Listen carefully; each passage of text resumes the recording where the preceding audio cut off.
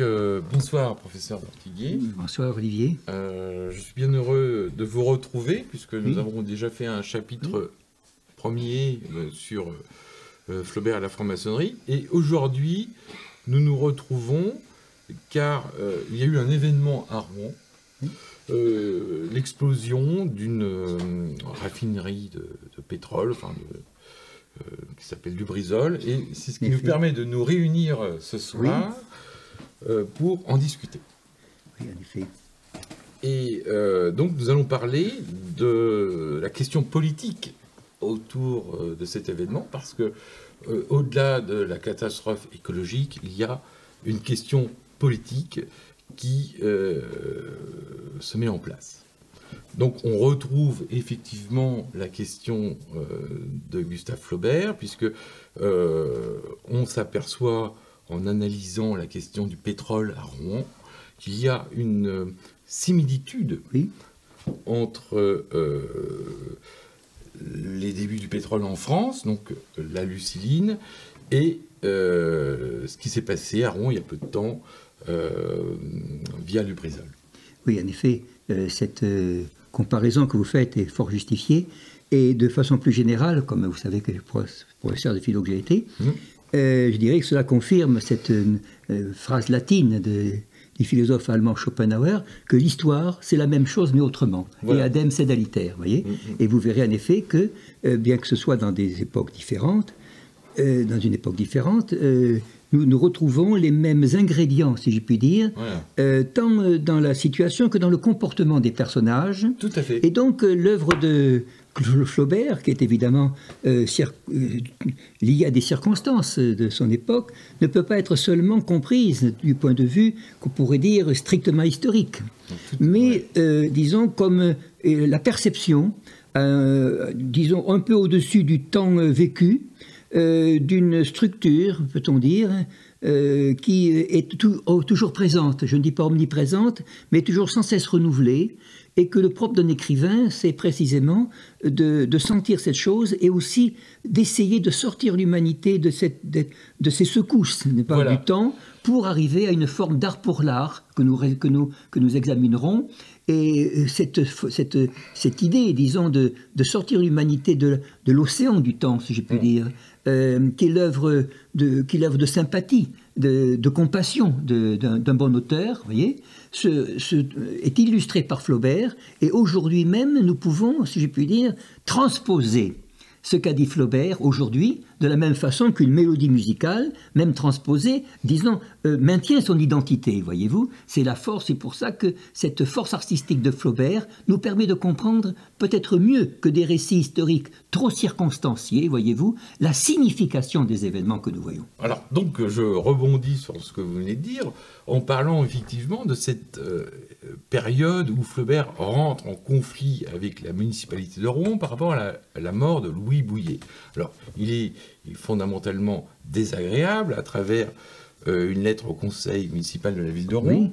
Et là, on peut s'interroger à cette question, mais quelle était cette municipalité de Rouen à l'époque de Flaubert? Et on s'aperçoit que au XIXe siècle, toutes les villes françaises, entre guillemets républicaines, puisqu'on est quand même à l'époque de la République des Frères, on peut le dire, sur cette fonction du maire à l'époque de Flaubert, qui était une fonction maçonnique. On ne pouvait pas être maire de Rouen à cette époque sans être franc-maçon. Et quand Flaubert rentre en conflit avec la ville de Rouen quant à la posture de Louis Bouilhet sur la ville de Rouen, il se retrouve à une opposition, donc il rentre à ce moment-là en conflit avec la franc-maçonnerie rouennaise et française. Alors, il va aller jusqu'en 1873 à écrire Le Candidat, où il va se moquer d'Étienne Détien. Il va s'en moquer en le présentant sous l'acacia, d'ailleurs, dans sa pièce de théâtre. Et à cette époque-là, en plus, s'implanter la Luciline à Rouen. Donc on est en plein dans ce parallèle entre franc-maçonnerie et industrie. Oui, alors je signale, pour nos auditeurs, que cette pièce de théâtre, Le Candidat, c'est une pièce de théâtre, donc met en cause justement ce qu'on pourrait appeler les compromissions d'une personne ambitieuse, vous voyez, qui est obligée finalement de nourrir son ambition en se soumettant. Voilà. Alors moi j'aurais une question à vous poser par rapport à la Luciline. Alors qui était à cette époque, il y avait Alfred Guérard effectivement qui était le responsable de la Luciline à Rouen, de la Luciline à Rouen, mais derrière lui, qui était au bout du compte, en fait, les véritables patrons de cette industrie? Oui, eh bien évidemment, la question a été discutée. Bien sûr, à lire des documents, des archives, on devrait arriver à une conclusion, disons, irréfutable. On a parlé de Luciline comme étant, par exemple, le nom de la petite fille de ce fameux Deutsch qui a donné le nom à la cité universitaire, Deutsch de la Meurthe. Oui. Mais il s'agit en réalité peut-on dire, je ne sais pas si le terme est encore exact en France, enfin d'un Israélite par exemple, qui était de l'Est, vous savez. Un juif alsacien. Alors comment pouvez-vous expliquer en fait cette opposition entre Rockefeller, qui a priori avait un brevet du pétrole lampant, et la famille Deutsch? Alors ici il y avait déjà vous aviez un nommé Cohn, vous aviez une famille juive qui était côté du boulevard, du côté du boulevard où était l'Humanité, à Poissonnière, par là, et qui a donc utilisé ses connaissances, enfin ses capacités pour pouvoir fonder une société autour des années 70, avant les années 70, je crois, et ensuite, ceci a été... c'était un pétrole lampant qu'on appelle, et ceci a été repris par Deutsch, et qui était véritablement un homme d'entreprise, bien sûr, un homme capable dans sa propriété. Et évidemment, Deutsch est un peu à l'origine du pétrole en Europe. Quant à Rockefeller, qui est aujourd'hui à très mauvaise réputation, je remarque chaque fois que je vois des articles contre le capitalisme, ils sont de très nombreux. On se demande même pourquoi le capitalisme existe encore, puisqu'on voit tant de gens qui écrivent contre. Mais en réalité, on l'écrit contre la famille Rockefeller, qui est une famille, je le précise, protestante, et qui a été donc en opposition, évidemment, avec d'autres milieux, voyez-vous, milieux qui n'étaient pas nécessairement protestants, et en particulier, c'est la même mésaventure qui est arrivée à Rockefeller et à Ford, et ils ont été obligés, disons, Ford évidemment a succombé, mais Rockefeller, disons, a été un homme, disons, certainement plus précieux et plus intéressant pour l'industrie américaine. Ce qui est intéressant, c'est quand même de savoir que la Luciline est devenue, donc l'entreprise de la famille Deutsch est devenue fondamentalement les pétroles Jupiter. Oui, en effet.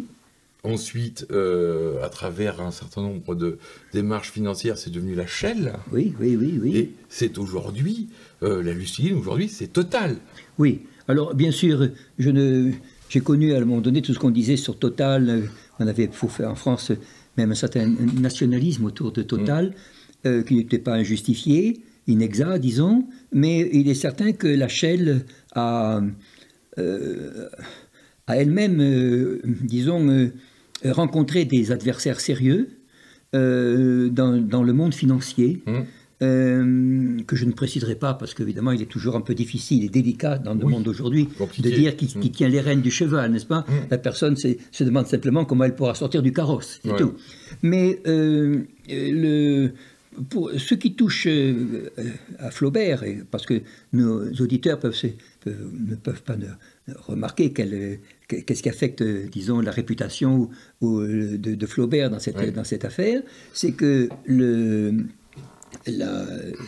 comment dirais-je, la propriété, qu'il y a une propriété de Flaubert qui est à côté de cette Luciline. Là, on en arrive évidemment. Alors, vous m'avez vous-même parlé, oui. Vous savez, puisque nous parlons franchement ici, que cette Luciline a été l'objet même de certains jeux de mots, disons, ou d'un trafic, puisqu'on a prétendu que c'était le nom d'une rivière, vous savez, d'un petit ruisseau. En réalité, ce petit ruisseau existe, mais il existe, non pas parce que pour porter un joli nom, mais parce que...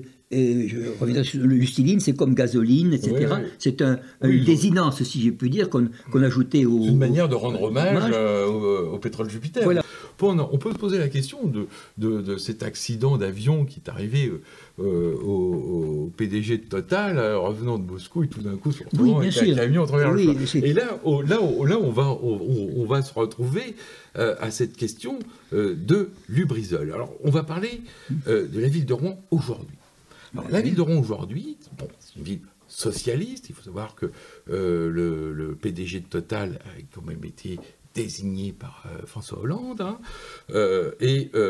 donc la ville de Rouen, comme à l'époque d'Étienne Niétien, on est totalement sur quelque chose d'identique. Donc la ville d'Étienne Niétien était sous l'acacia, et la ville de Rouen aujourd'hui est encore sous l'acacia. Et donc la ville de Rouen est sous l'emprise du Grand Orient de France.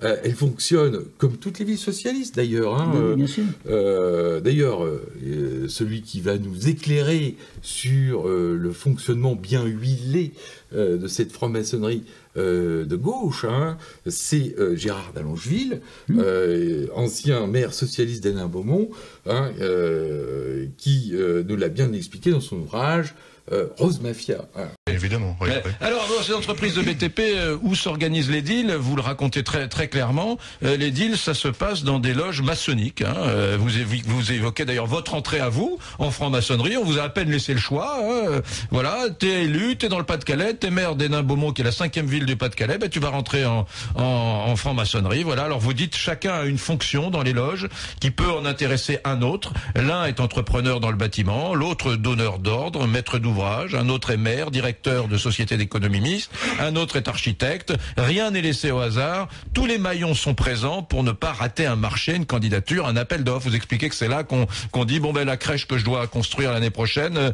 c'est toi, quelqu'un vous rappelle, j'ai une entreprise d'électricité, etc. C'est pas la franc-maçonnerie que je dénonce, c'est que vous dénoncez, c'est la franc-maçonnerie organisée, vampirisée par le Parti Socialiste dans votre département. Hein, voilà, encore une fois, bon, c'est la version franc-maçonnerie Bassaminier, alors même si à l'actualité récente nous a amené jusqu'au Carlton de Lille où on voit une organisation là aussi bien huilée. Mais effectivement, on sait l'occasion lors des agapes d'échanger les cartes de visite. Hein, effectivement, les élus, les entreprises, tout le monde. Il y a des deals qui se font là. Il y a des deals qui se font pendant les réunions en franc-maçonnerie. Voilà.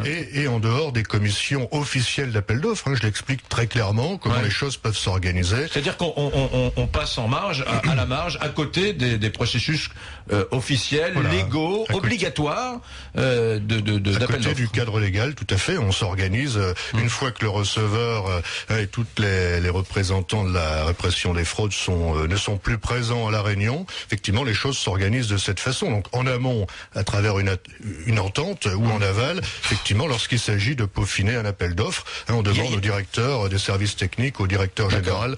C'est une vraie mafia que vous racontez. On voit bien, à partir de là, qu'il y a fondamentalement cette particularité que Delphine Batho va nous présenter dans un article du Parisien en disant, en soulevant cette évidence que bien des personnes connaissent, que le Parti socialiste n'a jamais été Parti socialiste, puisque Hollande nous l'a bien dit, je ne suis plus socialiste, alors qu'il est président de la République, élu en tant que tel, que cette démarche socialiste est fondamentalement une petite mafia politique. Une petite mafia politique qui a cette opportunité de créer un réseau d'influence, donc un maillage politique via la franc-maçonnerie et le Grand Orient de France. Alors, à partir de là, la ville de Rouen est encore sous l'influence du Grand Orient de France. Voyons ce qu'est la ville de Rouen aujourd'hui et ce Grand Orient de France que met en exergue François Hollande en disant qu'on ne peut rien faire sans la franc-maçonnerie. Mais si l'on croit, comme c'est mon cas, dans la République, à un moment, il faut passer par la franc-maçonnerie. Oui. Donc, à Rouen, nous ne sommes pas sur une démarche de la GLNF, nous sommes sous la question d'une fabiusie, donc d'une franc-maçonnerie fondamentalement trotskiste, et qui nous emmène sur le radeau de la Méduse. Donc c'est totalement différent. Trotskiste signifiant, bien sûr, je le répète pour les jeunes générations qui n'ont pas été instruites là-dedans,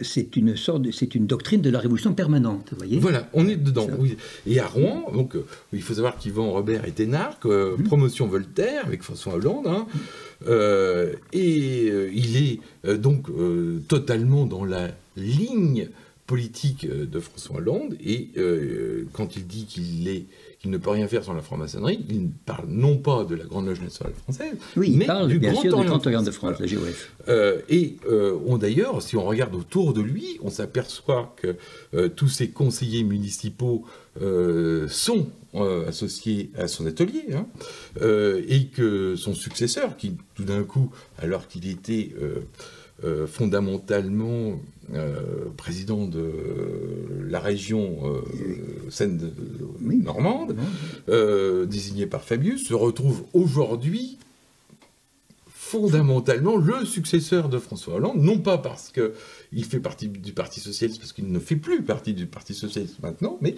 il est toujours, et ça il ne le dit pas, dans la même loge que Yvan Robert. Alors c'est très bien. Nicolas Meyer-Rossignol, hein, bon, ils sont nombreux en fait, on a affaire à un clan, on n'a plus affaire à un parti politique, hein. Les gens n'ont jamais été socialistes, on a affaire à un clan, comme de tous ses amis politiques, hein, du PS, Nicolas Meyer-Rossignol, Guy Pessiot, et l'ensemble des élus socialistes du conseil municipal sont bien évidemment francs-maçons du Grand Orient de France, associés à une loge. Et d'ailleurs, là, on peut aller jusqu'à une démarche chirurgicale, à une loge précise qu'on appelle aujourd'hui l'œil de Moscou, à Rouen, hein, c'est connu. Hein. Et cette loge, c'est la loge Constance, Persévérance, Vérité. Et on a, effectivement, dans cette loge, Yvan Robert, Nicolas Meyer-Rossignol, Guy Pessiot, et bien d'autres, hein, on ne va pas tous les citer parce qu'on y passerait la soirée. Donc cette loge possède des membres sur l'ensemble des points stratégiques de la ville, hein, François Normandie, Radio Bleu, la chaîne Normande, RCF Rouen, etc. Donc ils ont verrouillé la ville. Hein, et ce qui se passe à Rouen, c'est passé à Hénin-Beaumont à une époque, et ça se passe aussi dans toutes les villes, entre guillemets, socialistes en France. Bien sûr, bien sûr. Et c'est cette franc-maçonnerie qui leur permet d'établir un maillage politique. Hein. Et c'est là où on peut s'interroger à la particularité ou à la similitude entre Luciline et Lubrizol. Oui. Et on ne peut pas s'intéresser à l'affaire Lubrizol sans connaître l'histoire du pétrole à Rouen. Et il est important de savoir, et surtout de prendre conscience du choix d'Yvan Robert et de Nicolas Rossignol, ainsi que de l'ensemble du conseil municipal de la ville de Rouen, sur le nom d'un écoquartier qui s'appelle la Luciline. La Luciline en face de Lubrizol, non directement associé à la franc-maçonnerie, parce qu'il faut savoir qu'Alfred Guérard et les frères Deutsch étaient francs-maçons. Bien sûr, ça va de soi. Hein, surtout Alfred Guérard. Donc lui, on ne peut pas lui enlever ça. Et Yvan Robert, pour convaincre ses amis politiques écologistes, parce qu'on a affaire quand même à des voyous, va faire croire à monsieur Bérégovoy, le fils de Bérégovoy. Non, le neveu. Le neveu de Bérégovoy. Qui est le chef de file écologiste à Rouen, hein, le parti écologiste de Rouen, au bout du compte, là on rejoint ce que vous disiez tout à l'heure, professeur, c'est qu'il a essayé de lui faire croire que c'était un cours d'eau souterrain pour obtenir la voie. La voie écologiste. Donc, au bout du compte, encore une fois, le parti socialiste rouennais, Yvan Robert, défend un réseau industriel maçonnique de manière aberrante en trompant ses alliés politiques. Ça c'est une ruse qu'Yvan Robert a mis en place pour convaincre monsieur Bérégovoy. Mais la luciline, comme vous l'avez dit, professeur, a été un cours d'eau souterrain, mais un cours d'eau souterrain associé à cette raffinerie pétrole. Donc, alors, la question que je peux vous poser, c'est quel est est-ce qu'il y a un lien entre Laurent Fabius, les frères Deutsch, Total, et le Parti Socialiste et la franc-maçonnerie rouennaise? Là, on peut se poser la question, parce que ça commence à être assez étonnant, cette affaire. Oui, c'est-à-dire que ces liens sont recherchés par ces hommes politiques pour pouvoir, disons, agréger autour d'eux des gens qui sont mus par une passion, ce qui est normal pour une action politique. Mais quel est le motif de cette passion? Ce sont des motifs d'intérêt très étroits, des motifs, disons, à court terme, vous voyez. Et c'est pour cela que dans cette affaire, alors, c'est pour revenir dans l'actualité, cette affaire de Lubrizol, par exemple, a certainement souffert de l'impréparation, disons, de corps comme les pompiers, etc., disons, devant un accident ou un accident, disons, conservons la thèse de l'accident, il n'y a pas de raison encore d'en douter jusqu'à présent, tout au moins nous n'en savons rien dans le public. Et cette absence de vision à long terme, voyez-vous, est très caractéristique de ces intérêts qui sont des intérêts, comme je dirais, sans horizon très, très large. Chacun cherche une certaine subsistance dans un milieu qui est si étroit qu'il ne voit que d'autres ambitions que de défendre sa position devant des concurrents possibles. C'est-à-dire que toute l'énergie humaine passe, disons, à se maintenir, et non pas du tout, ce qui est tout à fait, bien sûr, naturel, mais à un certain degré, cela occulte, si je puis dire, toute perspective d'avenir, toute perspective, disons, de préparation, d'organisation. Oui. Et je crois que un des désastres, une des causes de ce désastre, justement, est que précisément, on n'avait pas prévu, disons, une telle ampleur, que, bon, on a parlé du corps des pompiers, bien sûr, qui n'était pas suffisamment équipé. Oui, ça, on va en reparler.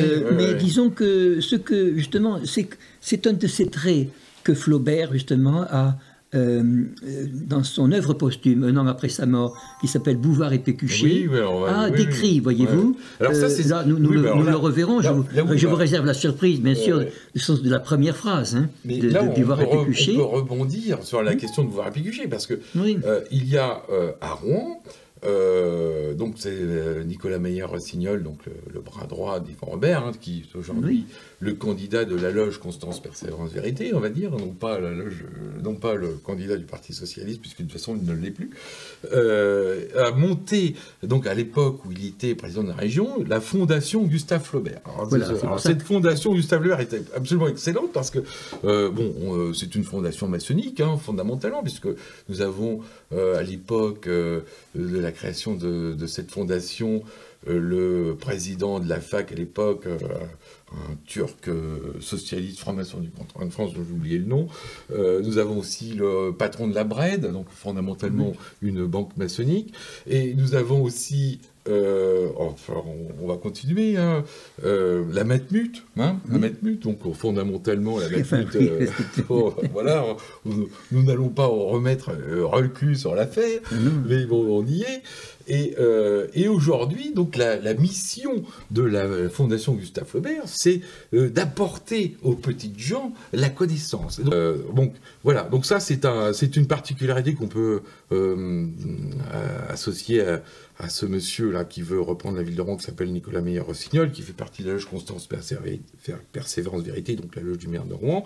Donc ils veulent capter le milliard. Donc c'est le milliard de la ville de Rouen, de la métropole, vraiment, c'est beaucoup d'argent en jeu. Mais qu'est-ce que c'est que ces gens qui veulent nous apporter la connaissance?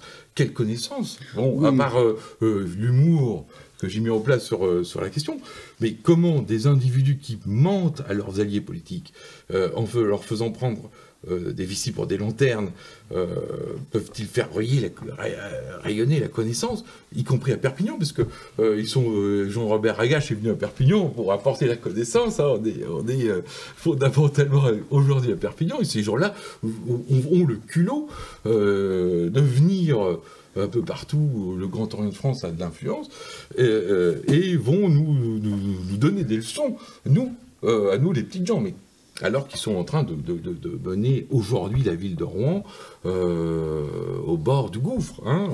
Alors donc, qui peuvent être... comment, professeur, vous pouvez interpréter cette démarche cynique? Eh bien, il y a eu deux... On peut l'interpréter avec des formules, ou plutôt avec des mots, n'est-ce pas? On appelle ça le nihilisme. Cela a été dit par Nietzsche, etc., et développé surtout par les Allemands. C'est-à-dire, cela consiste à parler de la morale pour autrui et non pas pour ses propres intérêts. Voilà. C'est-à-dire, c'est ce que font les grands gouvernements d'ailleurs, mais les gouvernements à ce moment-là, justement, se comportent comme des petites gens, si j'ai pu dire, voyez-vous. Ils manquent d'horizon. Et je dirais que dans votre perspective, là, il faut bien admettre que cette maçonnerie dont vous parlez aujourd'hui n'est pas du tout... disons, celle que Flaubert a connue, oui, ça, c'est certain, qu'il a connue, et je crois qu'il faut, justement, pour nos auditeurs et pour notre assemblée, dire que Flaubert était donc d'une famille maçonnique. Ceci est nié, non pas nié, disons, étu par ceux qui eux-mêmes devraient travailler sur cette question, travailler sur ce sujet.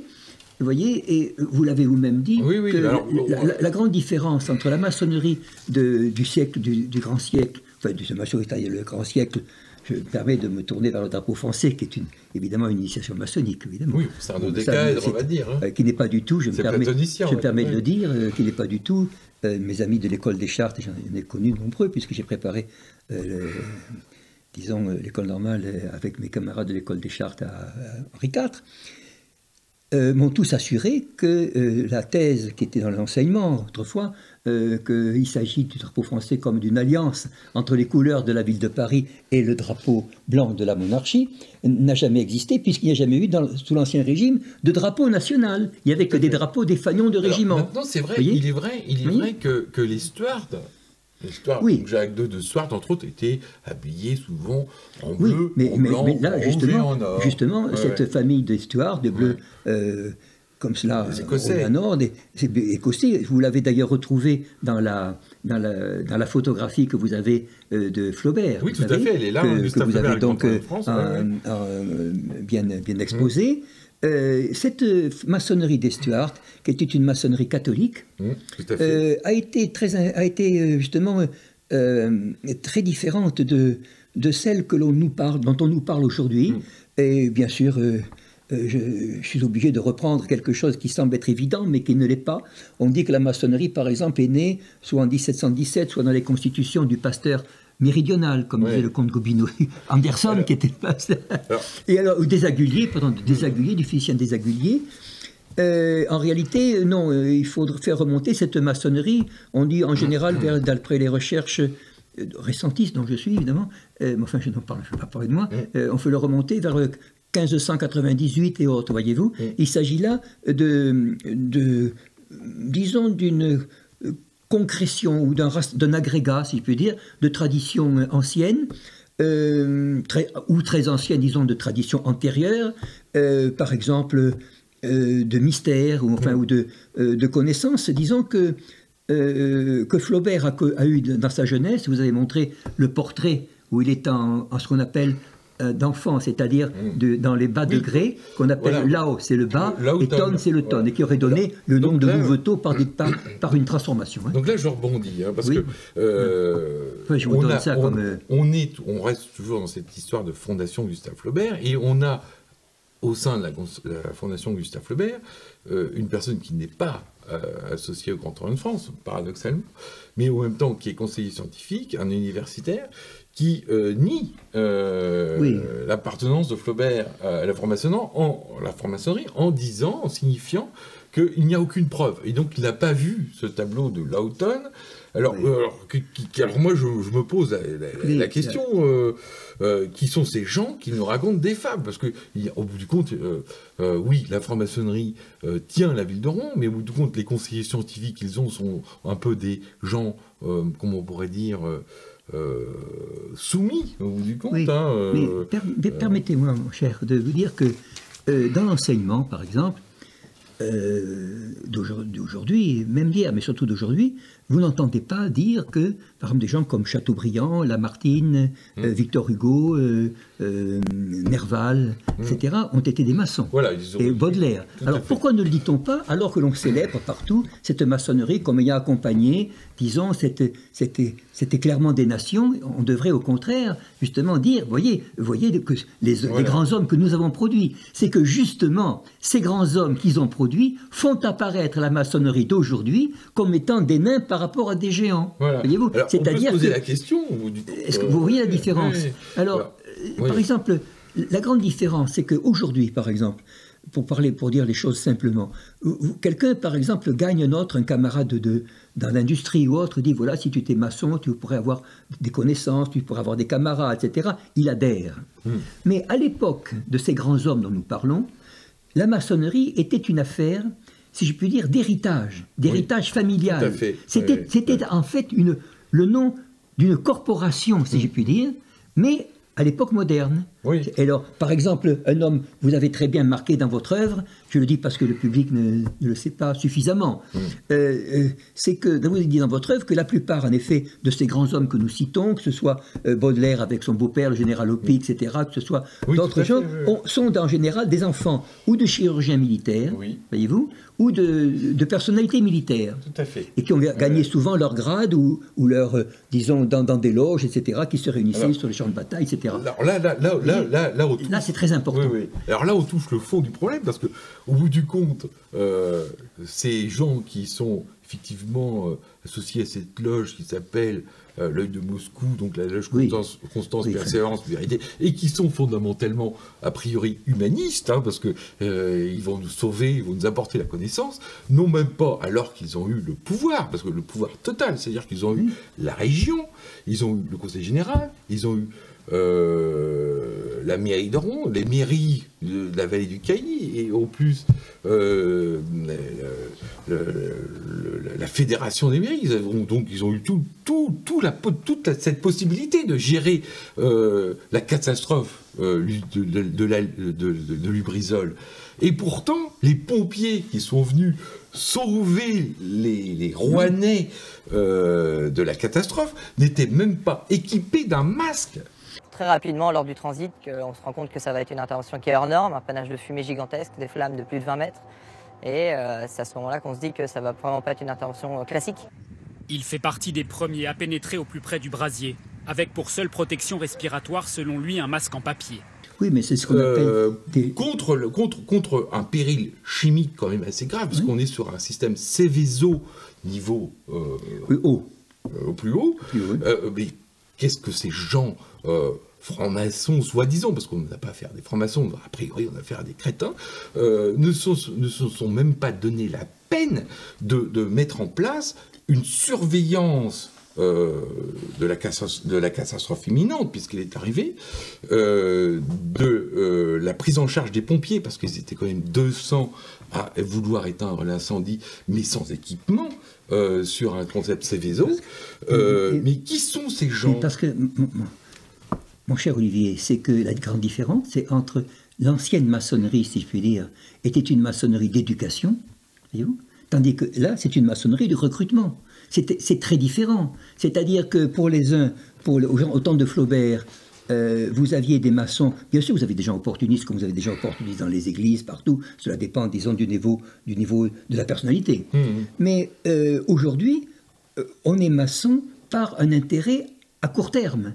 C'est ce qu'on appelle en anglais short-minded, un intérêt financier. Oui, mais enfin, disons qu'il y a eu, si par exemple, des gens comme Rockefeller, des gens comme ont aussi des intérêts financiers, mais ils voient à long terme. Tandis que les intérêts financiers à court terme font que, justement, aucune décision ne peut être prise. Donc, en fait, moi, ce que je comprends, c'est que quand Nicolas Meyer-Rossignol, qui aujourd'hui se présente à la mairie de Rouen comme étant plus socialiste et je ne sais trop quoi, enfin bon, alors qu'il était président de la région Haute-Normandie, n'a pas pris mais ça l'empêche, il a pris aucune mesure pour protéger la population par rapport aux soldats du feu, mais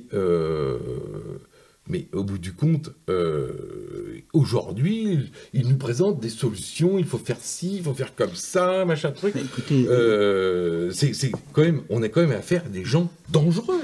Oui, bien sûr, mais ce sont des gens qui sont intéressés par le prestige, c'est tout. Oui, bien sûr. Je vous signale qu'on peut trouver cela de façon épisodique dans notre histoire nationale. Oui, donc en fait, Nicolas Meyer-Rossignol, Yvon Robert et tous ces gens-là ont un mépris total du peuple. Hein. Ce sont des gens qui n'aiment pas leurs concitoyens. Non, je vous dirais même que plus encore qu'une question d'amour ou de bienveillance ou de compassion avec le peuple, il y a une ignorance même de la notion de peuple. Vous voyez, je me rappelle très bien de voir Mélenchon, par exemple, disant « Oui, nous avons le peuple ». Les Allemands, ils ont leur folk. Bon, leur folk donne l'air de dire, oui, ouais, avec eux, c'est bon, bien sûr, c'est des gens un peu bizarres, voyez-vous. Bon, un peu trop paysans, voyez. Ouais. Bon, et tandis que non, je crois qu'il y a aussi un tempérament, permettez-moi de vous le dire, qui ne relève pas de l'idéologie, mais qui est malheureusement un tempérament un peu léger. À partir de là, on peut comprendre à partir de là que Yvon Robert, qui est ni Voltaire ni Goethe, mais en tout cas quelqu'un d'assez médiocre, d'avoir nommé l'écoquartier juste en face, l'écoquartier Gustave Flaubert, mais juste en face de Lubrizol, d'avoir confondu la Luciline avec Lubrizol. Donc ce sont des gens d'une médiocrité sans nom, qui de toute façon mettent en danger la population parce qu'ils ne prennent pas soin des soldats du feu, donc de ceux qui peuvent éventuellement sauver les citoyens d'une catastrophe d'ailleurs qui a eu lieu. D'ailleurs les pompiers eux-mêmes se sont retrouvés bien malades et certains sont aujourd'hui hospitalisés. En marchant dans ce mélange d'eau et d'hydrocarbures, dans une odeur pestilentielle, les premières questions commencent à émerger. Quand on voit l'ampleur du sinistre, une fois que le feu est éteint, on se rend compte que c'est des milliers de fûts qui sont éventrés, une boue au sol qui fait 5 à 10 cm de toutes les couleurs, une zone qui est chaotique. C'est chaotique et on se rend compte de l'ampleur de la catastrophe. Et là, forcément, on commence à se poser des questions en disant qu'est-ce qu'il y a dans les fûts? Est-ce qu'il y a un risque pour moi? J'ai rien à y faire. Alors il a fallu qu'on soit bien plus loin, laisser les moyens hydrauliques s'il faut et éventuellement que le minimum de personnel s'engage quand il faut déplacer les lances pour éteindre les foyers résiduels, mais pas être à proximité comme ça, pas être aussi près, avec un pauvre masque en papier. Pendant quelques heures, il souffrira de maux de tête. Selon lui, plusieurs de ses collègues seront pris de nausées et de vomissements. Et ces gens-là vont confondre Gustave Flaubert avec Alfred Guérard, alors qu'Alfred Guérard était proche, effectivement, de la famille. La Cohen, oui. Les Cohen, mais surtout de la famille de Rothschild, parce que les Rothschild se sont totalement associés au rachat de cette entreprise pétrolière européenne, totale, on va dire. Hein. Alors, en même temps, ils ont mis... Alors là où ça devient absurde, c'est qu'ils mettent en place un écoquartier à côté de Lubrizol. Donc, on sait maintenant que c'est un endroit dangereux, puisque la ville de Rouen, aujourd'hui, est remplie de personnes en difficulté au niveau de la santé. Ils ont mis ce quartier à côté. Voilà. Et ils mettent à côté le quartier Gustave Flaubert, alors que Gustave Flaubert condamne Alfred Guérard et désigne la famille de Rothschild comme ayant fait couler plus de larmes que Waterloo et Sedan. Genre, mais on a vraiment affaire... C'était l'opinion de Victor Hugo, etc. Dans Victor Hugo, c'est dans les Contemplations. Tout à fait. Quand vous connaissez ce terme, cette poésie de Victor Hugo, quand il dit passant, chapeau bas, etc. Donc là, franchement... Pour lui, Ligny fut une victoire, etc. etc. On va... C'est pas enseigné en classe, évidemment. On peut se poser la question de savoir si la franc-maçonnerie existe encore, puisque ces gens-là, dans l'idéal qu'ils défendent, n'ont rien à voir avec la franc-maçonnerie selon les principes qu'ils présentent. Donc ces gens-là autorisent la pollution, censurent la connaissance, et en travers de différents tours de magie, parce qu'on a affaire quand même à des charlatans, font croire jusqu'à Perpignan qu'ils sont capables de transmettre la connaissance au monde entier. On a vraiment affaire à une équipe de bandits. Oui, bien sûr. Oui. Alors, ce qu'on appelait autrefois des imposteurs. Des imposteurs. Qui ont une imposture. Ça va au-delà de la franc-maçonnerie. On a affaire à un clan, on a affaire à une mafia. On pourrait se demander si ces gens-là ne sont pas, au bout du compte, des Italiens, proches de Lucky Luciano. Ce sont des mafieux. Qui se moquent du peuple. En même temps, quand on voit Nicolas Meyer-Rossignol qui d'un coup, par un tour de magie, n'est plus socialiste alors qu'il est soutenu par Laurent Fabius depuis toujours, et qui au bout du compte fait partie de la même loge maçonnique qu'Yvan Robert et toute la... Oui, bien sûr. Qu'est-ce que c'est que ces gens-là? Vous donnez une formule très connue de ce prêtre qui a été le ministre Talleyrand. Lorsqu'il a célébré la messe à la Fédération, vous savez que le 14 juillet est la célébration de la fête de la Fédération de Paris, de la Fédération des Nations françaises à Paris, l'anniversaire du 14 juillet. Il a dit d'abord à Lafayette, retenez-moi de rire, n'est-ce pas, quand il a célébré sa messe. Et puis il a sorti cette formule qui devrait être même aux Nations Unies, voyez-vous, il faut agiter le peuple avant de s'en servir. Tout à fait. Bon, c'est là la formule.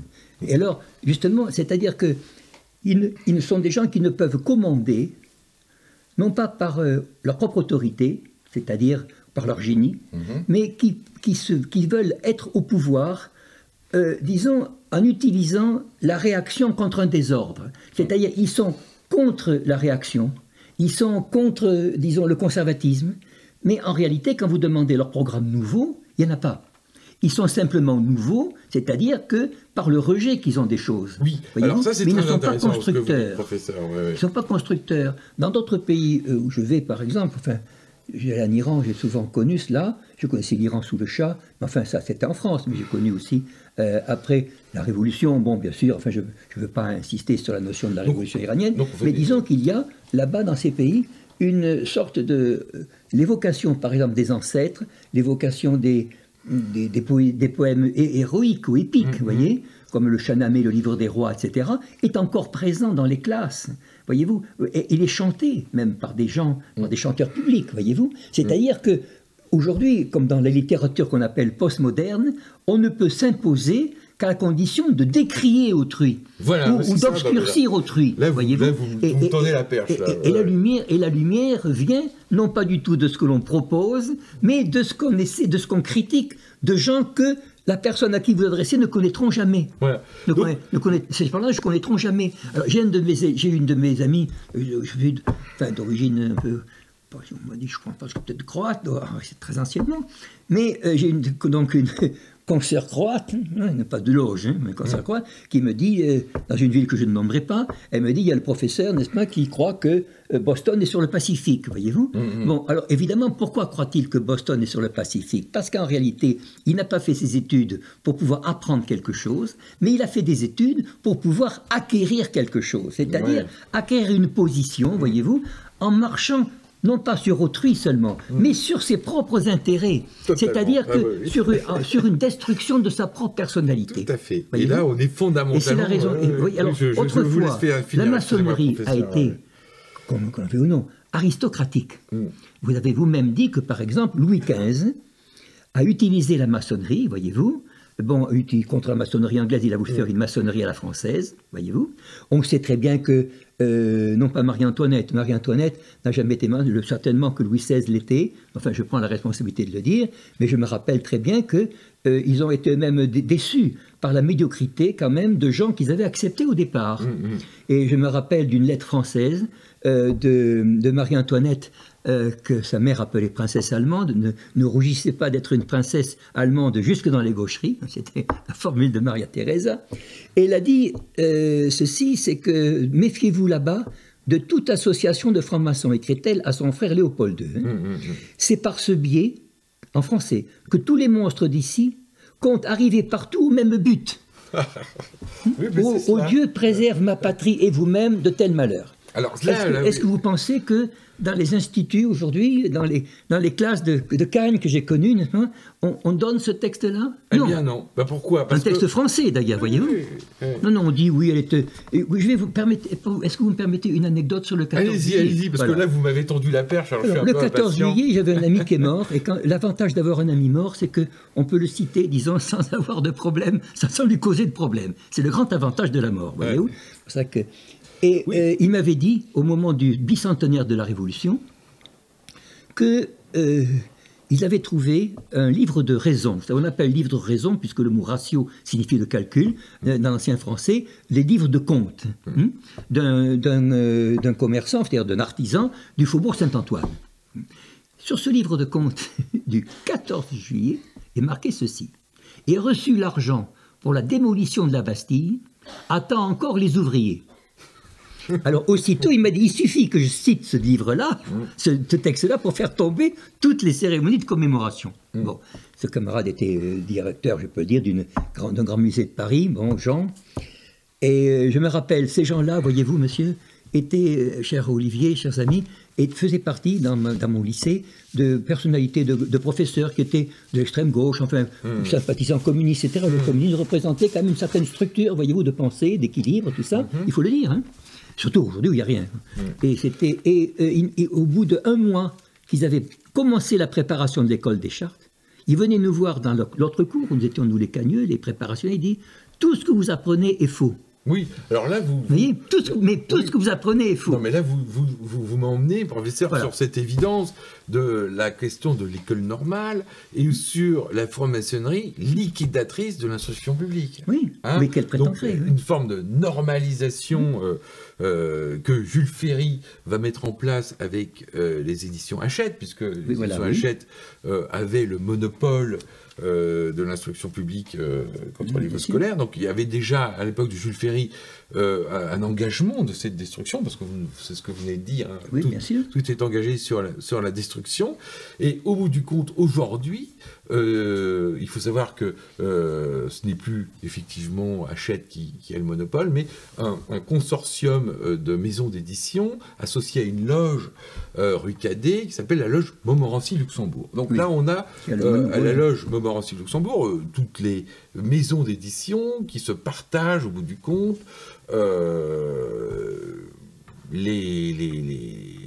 le gâteau de l'éducation nationale et qui ont mis en place, via effectivement Madame Belkacem et le gouvernement Hollande, la diffusion de la théorie du genre. Alors socialiste, eh bien je suis féministe. Et je le dis ici tranquillement, parce que je pense que nous devons assumer les différences entre les femmes et les hommes. Elles ne sont pas seulement innées. Oui, les différences entre les femmes et les hommes, elles sont construites. Oui, le genre, ça existe. Et oui, nous allons l'enseigner dans les écoles. Et c'est tant mieux, parce que ça veut dire plus d'égalité.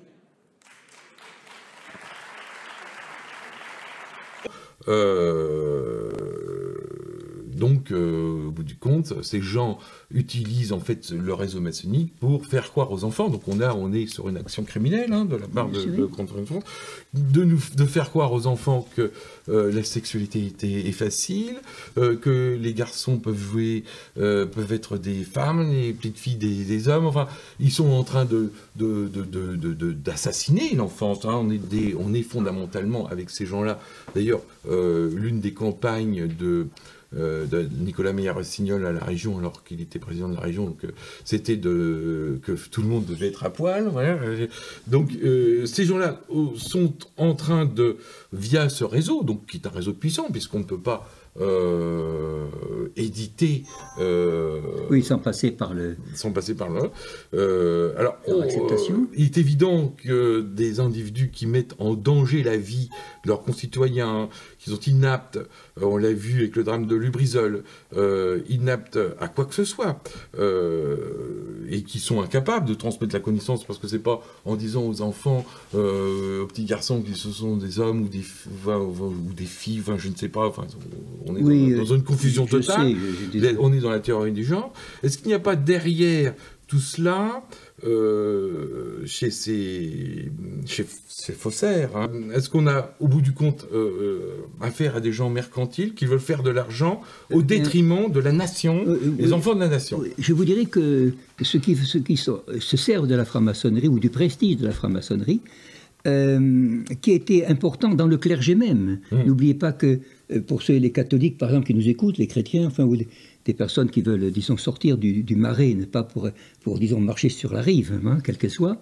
on ne peut pas, disons, nier que beaucoup de prêtres, par exemple, qui ont parlé contre la maçonnerie, comme l'abbé Baruel, par exemple, qui était à l'origine un jésuite, mais qui avait donc été obligé de passer à l'état d'abbé, a lui-même a parlé de la maçonnerie parce qu'il est entré dans la maçonnerie. Une grande partie du clergé régulier, je parle du clergé régulier, c'est-à-dire ceux qui sont dans les ordres, pas le clergé séculier, du clergé régulier, entré dans la maçonnerie. Alors, c'est pour ça que quand on dit aujourd'hui la maçonnerie est une entreprise antichrétienne, en fait, les maçons d'aujourd'hui se calomnient eux-mêmes. Oui, parce que la plus grande partie des gens qui entraient dans la maçonnerie étaient... Alors je vous donne même cet exemple, c'est que Clément XII, par exemple, dans la bulle latine In Eminenti, attaque la maçonnerie. Son secrétaire est un partisan des Stuarts écossais, ce que je veux dire, le secrétaire de Clément XII, hein, et dit « Et jamais je me serais douté que l'organisation dans laquelle j'appartenais avait de tels desseins. » Pourquoi? Parce qu'il y avait eu un entrisme dans cette organisation. Et ce qu'on appelle dans le trotskisme ordinaire, trotskisme populaire, si je puis dire, l'entrisme, c'est exactement ce qui s'est passé dans la maçonnerie. Voilà. Vous avez un entrisme avec vous m'avez parlé vous-même avec Bakounine, par exemple, et autres, avec Jules Vallès, ainsi. Et nous avons eu, par exemple, les phénomènes comme la Commune de Paris, etc. En réalité, disons, sont des gens qui... vous savez, on peut employer toutes les métaphores, des gens qui ressemblent à des agneaux, mais qui sont des loups. Et vous savez, quand vous prenez par exemple la Commune de Paris, alors il y a des maçons qui l'ont soutenue, la plus grande partie des maçons ne les a pas soutenus. Mais n'oubliez pas, par exemple, loge écossaise 133. Aujourd'hui, le nombre de morts qu'on attribue aux Versaillais contre les communards a été baissé de 40%. Bien, c'est quand même beaucoup. Et on oublie, on n'enseigne jamais à personne que ces fameux communards fusillaient les dominicains, par exemple, d'Auteuil. Qu'ils ont fusillé 2 ou 3 jésuites. Est-ce que vous pensez que 2 ou 3 jésuites, ou 2 ou 3, 4 ou 5 dominicains sont des ennemis du peuple? Alors là, je me permets de poser la question. Alors là, moi je... Est-ce que vous voyez? Oui, moi ce que je vois, c'est que vous nous amenez, au bout du compte, dans cette histoire... au dernier ouvrage de Gustave Flaubert, Bouvard et Pécuchet. Alors on a effectivement les deux copistes de Bouvard et Pécuchet ne sont absolument pas des ratés, hein, contrairement à ce que veut nous faire croire un universitaire rouennais. Bien sûr, mais ça... Il le cite, hein, d'ailleurs, on peut l'écouter. Ils ont tous quelque chose qui ne va pas, quoi. Ils sont tous un peu ratés. Charles Bovary, c'est un médecin raté. Frédéric Moreau, c'est un amoureux et un artiste raté, etc. Moi, je me vois bien en Bouvard et Pécuchet, qui sont aussi des ratés, bien sûr, mais des gens qui passent leur vie à essayer d'apprendre. Alors, cet universitaire se compare à Bouvard et Pécuchet en disant que, effectivement, Bouvard et Pécuchet sont des ratés et que lui est un raté aussi. Mais ça, c'est son problème, on s'en fiche, qu'il soit raté ou non.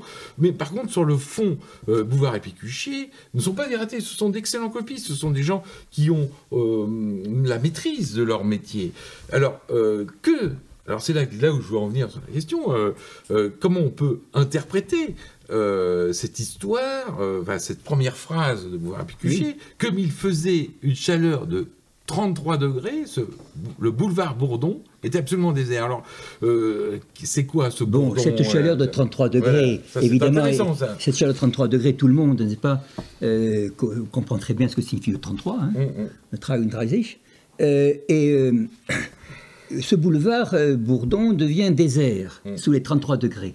Oui, c'est écrit. Oui. Bon, mais ce boulevard Bourdon, bien sûr qu'il peut évoquer le bourdon, etc. Aujourd'hui, vous savez, je crois que il existe une révolution du bourdon, je crois, en Uruguay et tout ça. Bon, parce que les gens riches appellent les pauvres les bourdons répondent aux riches que, en fait, c'est pour eux qu'ils travaillent, etc. Finalement, c'est un combat. Je ne veux pas dire le terme pour ne pas être raciste. C'est un combat dans un tunnel, voyez, où personne ne se reconnaît. Bon.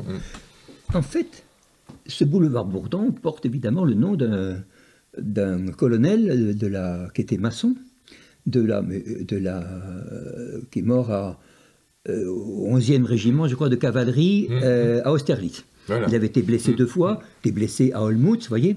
Je sais que je ne veux pas du tout critiquer, je sais que nous, en philosophie, nous avons beaucoup de lecteurs allemands, évidemment. Alors on parle beaucoup de l'occupation allemande, mais il faut quand même parler des nombreuses occupations en plusieurs siècles de l'Allemagne par la France. Olmütz, où il a pris sa blessure, n'est quand même pas à côté de Montélimar, vous voyez. Enfin, ça c'est classique, même si vous n'êtes pas dans une loge maçonnique, vous pouvez le comprendre. Mais l'intérêt de cette phrase de Flaubert a été de dire que, justement, le désert, il y a un désert de connaissances, un désert de l'esprit, si j'ai pu dire, et pour pouvoir bien dire que c'est un désert de l'esprit, au lieu de dire que la rue est vide, il met en scène 2 personnages instruits, Bouvard et Pécuchet, instruits, sérieux, qui, à chaque question, sur chaque question, répondent par, disons, des mots qui, automatiques qui prétendent dire tout. Par exemple, je ne sais pas, qu'est-ce qu'une musulmane? C'est une personne qui obéit aveuglément à son mari, voyez-vous. Qu'est-ce que... Les idées reçues, on est dans les idées reçues. Qu'est-ce qu'un professeur? C'est quelqu'un qui, etc. Bon, qu'est-ce que tel peuple? Enfin, c'est un peuple qui a beaucoup souffert, vous voyez. Enfin, bon, comme s'il y avait... Disons, ce sont ce qu'on appelle, on le dit en français très bien, enfin en anglais on le dit short-minded, c'est-à-dire des gens qui ont l'esprit court, voyez-vous, des pensées courtes, des pensées, disons, qui ne peuvent pas mûrir. Et ces personnes-là deviennent des automates. C'est ça. Voyez-vous. Donc on se retrouve avec le perroquet. Avec le perroquet. Parce qu'il faut savoir que Gustave Flaubert, lorsqu'il écrit Bouvard et Pécuchet, a à côté de lui un perroquet empaillé et le loup. Le loup, d'ailleurs qu'on retrouve aussi dans Un cœur simple. Et donc ce perroquet, au bout du compte, c'est un peu, en quelque sorte, alors là c'est ce que je me pose comme question, d'ailleurs je vous la pose, professeur. Donc les 2 copistes peuvent être assimilés au perroquet de Gustave Flaubert. Alors sommes-nous en réalité confrontés à une caricature de la crétinisation maçonnique avec cette phrase de 33 degrés? Est-ce qu'avec cette histoire de théorie du genre, avec cette histoire d'aberrations sexuelles qui sont en train de mettre dans la tête des enfants français, avons-nous affaire à l'extrême de la crétinisation maçonnique? Maçonnique, on ne peut pas dire que ce soit maçonnique, parce que franchement, on ne sait pas ce que c'est d'ailleurs, parce que c'est tellement ridicule. Vous donnez l'exemple de la théorie du genre. Permettez-moi, je ne parle pas de moi, bien sûr, enfin, je peux dire que j'ai travaillé pour ma thèse que j'avais déposée, je ne sais pas soutenue, enfin que j'ai déposée. Je me suis intéressé beaucoup à la littérature autrichienne, disons là-dessus, sur les sexual-éthique, l'éthique sexuelle, qui était un thème très important en Allemagne et en Europe centrale, mais surtout en Allemagne, c'est très, très bien développé. En France, ça a moins pris parce que les gens tournent un peu les choses à la bagatelle, voyez. N'oubliez pas cette formule de Voltaire au maréchal-duc de Richelieu, peuple toujours léger, quelquefois cruel. C'est nous, c'est de Voltaire, c'est en 4 mots. Je pourrais vous dire les choses en 3 mots, mais enfin, là, je tomberais sous le coup d'une répression. Voilà. Ça, mais disons que, voyez-vous, est-ce qu'il y a une éducation sexuelle? Non. C'est là qu'on voit l'imposture. On prétend parler de lumière et on reste dans l'obscurité. C'est-à-dire on tâtonne.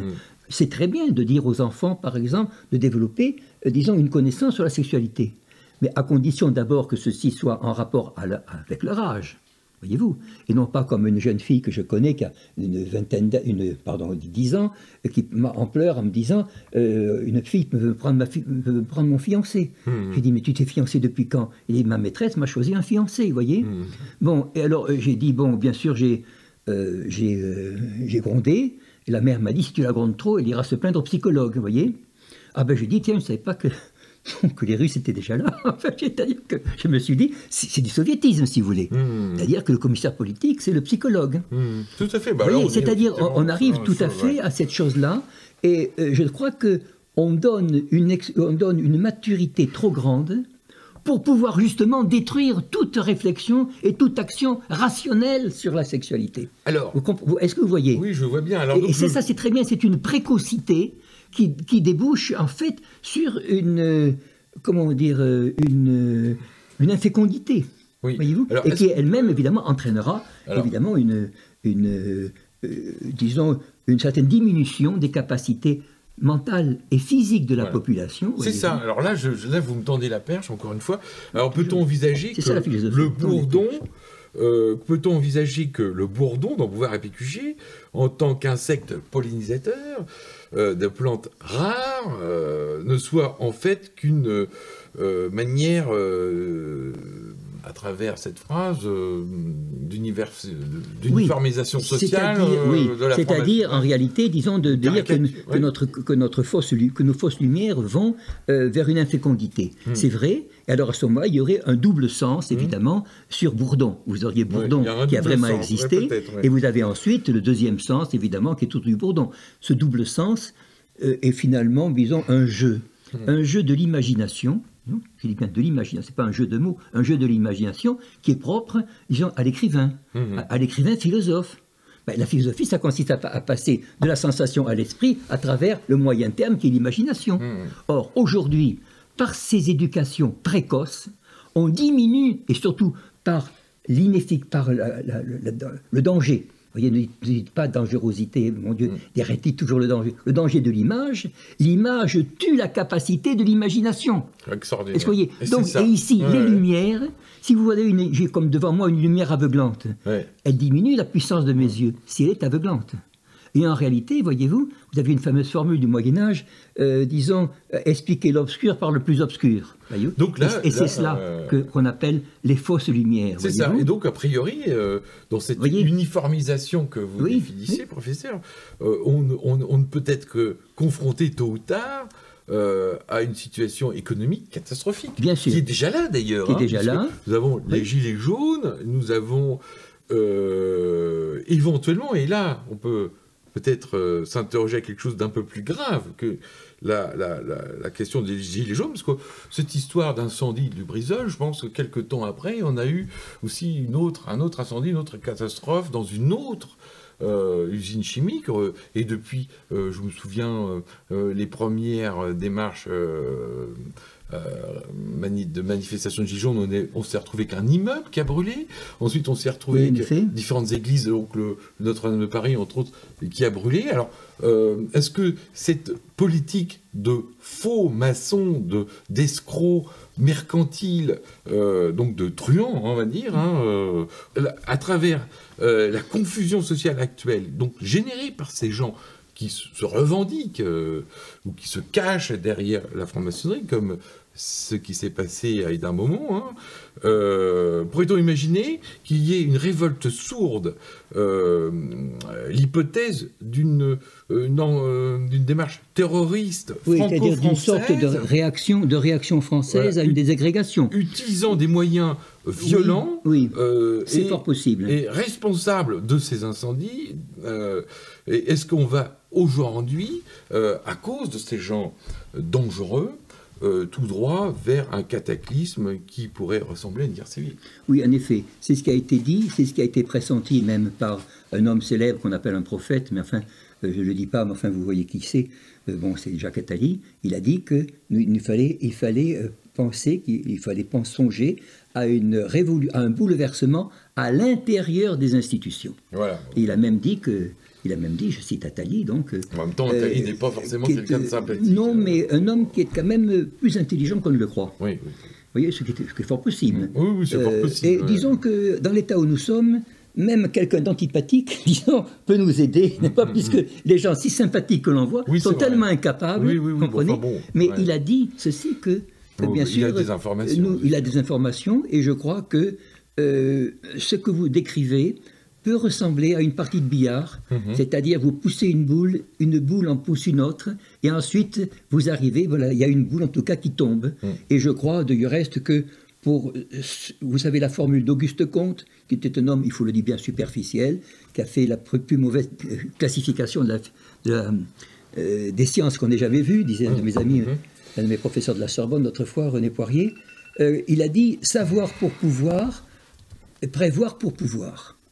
Or, ce qu'on veut, ce qu'on cherche, c'est le pouvoir. Voilà, donc ce sont des gens qui cherchent le pouvoir. Voilà. Et non pas, vous parliez de l'art pour l'art tout à l'heure, et non pas l'illumination. Je me permets, comme dernier mot, je me dis, c'est un peu comme dans mon devoir de faire dans les cours, de mettre en garde, et surtout les chrétiens ou les musulmans, dont je suis, bien sûr, mais enfin, ça c'est autre chose, de dire ceci, à l'Ishraq, tout ça. Le mot d'illumination ou de lumière était un mot qui était employé dans le christianisme lui-même.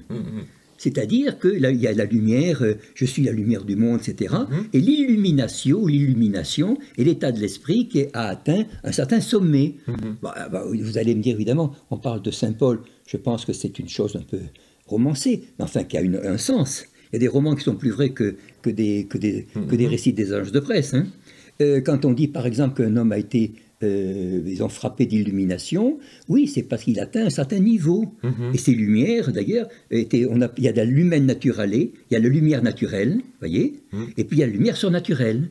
Et ceci est un vocabulaire, je le répète, scolastique, qui a été repris par Descartes, qui est élève des Jésuites, qui est un homme remarquable. Vous savez, c'est quand même, je parle de Descartes parce qu'il est toujours marqué par la mauvaise maçonnerie d'aujourd'hui comme étant un libre penseur. Non, c'est lui qui... Écoutez, pour avoir converti la reine de Suède, quand même, qui était le chef des protestants, au catholicisme, il faut quand même avoir une certaine, disons, capacité, volonté, voyez-vous. Et je crois que ce cortège des grands hommes va à l'encontre des fausses lumières ou des petites lumières. Il y a pire que les fausses lumières, ce sont les petites lumières. C'est celles qui nous font trébucher. Très bien. Eh bien, je pense que nous avons essayé d'analyser un peu le chaos dans lequel nous sommes aujourd'hui. Donc je vous remercie, professeur, d'avoir encore une fois, pour la seconde fois, accepté cette rencontre. Et je vous salue. Merci. Et je salue aussi. Et je vous dis à bientôt, je l'espère. Nos amis catalans qui sont là. Merci, monsieur. Merci. Professeur.